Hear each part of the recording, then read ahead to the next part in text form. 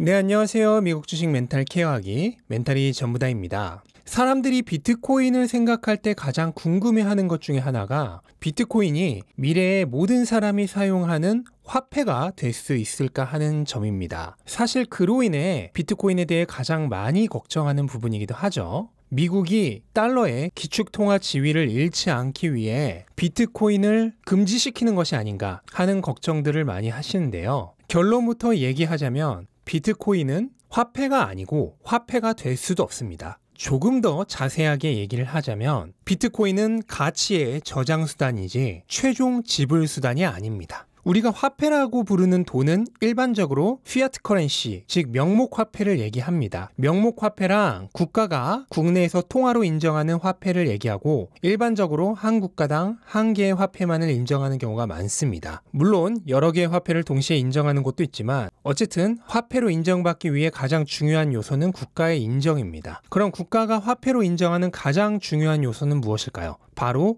세금의 지불수단으로 인정해야 한다는 점입니다. 이게 가장 중요해요. 세금의 지불수단. 이게 바로 화폐가 되는 가장 중요한 요소입니다. 그러면 한번 생각해 보겠습니다. 비트코인이 미국이나 그 외 다른 주요 나라들이 인정하는 세금의 지불수단이 되는 날이 올까요? 물론 그런 일이 앞으로 일어나지 말라는 법은 없겠지만 아마도 정상적인 정부라면 절대로 인정하지 않을 것입니다. 왜냐하면 정부는 돈을 찍어내는 돈 복사기를 가진 유일한 기관이어야 하기 때문입니다. 돈은 곧 권력입니다. 그렇게 권력을 유지하는 데 있어 가장 중요한 권한인 돈을 마음대로 찍어낼 수 있는 권한을 잃어버리는 순간 그 정부는 모든 권력을 잃는 것과 마찬가지입니다. 돈이 없으면 시민의 지지도 얻을 수 없고 군대로 공포 정치를 하려고 해도 군대를 유지할 수가 없습니다. 그렇기 때문에 정부는 유일하게 돈을 컨트롤할 권한을 가지고 있어야 하는 겁니다. 그래서 발행 주체가 없는 비트코인은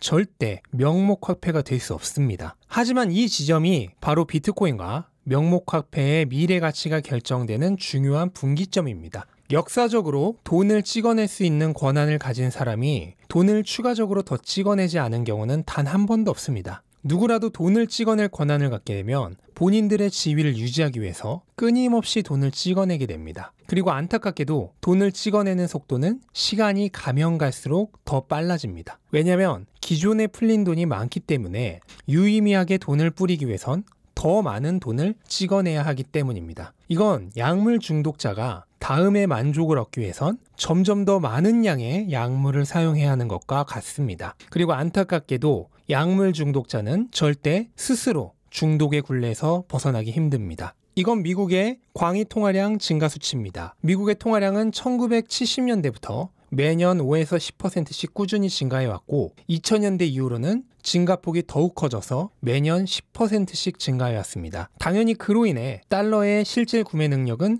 꾸준히 우하향했습니다. 이거는 미국뿐만 아니라 유럽, 한국 등 대부분의 나라에서도 마찬가지로 일어나고 있는 일입니다. 왜냐하면 자국 화폐의 가치를 달러 기준으로 일정하게 유지해야 하기 때문이죠. 그래서 각국 정부는 약물 환자가 더 많은 약물로 금단 증상을 견뎌내려고 하는 것처럼 시간이 가면 갈수록 더 많은 돈을 뿌릴 것입니다. 미국은 1971년 금 본위제를 폐지한 이후 불과 50년 만에 제로 금리까지 와버렸습니다. 예전에는 돈을 적게 풀어도 금리로 통화량의 조절이 가능했다면 이제는 더 이상 금리가 후퇴할 곳이 없어져 버렸습니다. 막다른 벼랑 끝까지 몰린 것이죠. 금리를 더 내릴 수 없으니 돈이 필요할 경우 선택할 수 있는 최후의 수단은 단 하나입니다. 미친 듯이 돈을 찍어내는 거. 그것만이 유일한 길이죠. 그래서 앞으로는 달러가 풀리는 속도는 더 가속화될 것입니다. 그리고 그에 따라 달러의 구매 능력이 우하향하는 속도도 더 가속화될 것입니다.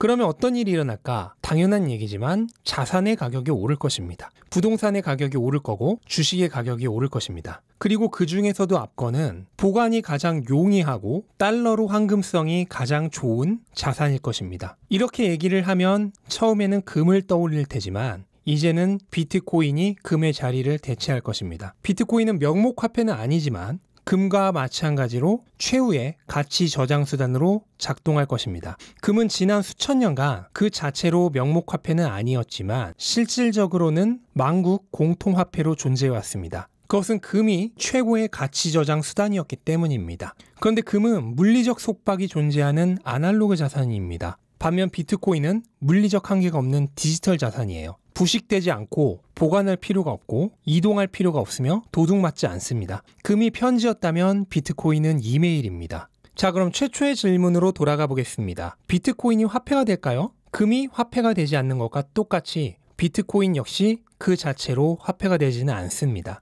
금이 최종 지불 수단이 아닌 가치의 저장 수단인 것과 마찬가지입니다. 그리고 아날로그 시대 최고의 가치 저장 수단이었던 금의 자리를 디지털 시대의 최고의 가치 저장 수단인 비트코인이 조금씩 대체해갈 것이고, 언젠가는 비트코인이 금의 아성을 무너뜨릴 것입니다. 그때가 되면 가치가 하락할 대로 하락한 명목 화폐로 비트코인 하나에 얼마의 가격을 매기게 될까요? 50만 달러? 100만 달러? 알 수는 없지만 저는 그 이상이 된다고 해도 별로 놀라지 않을 겁니다.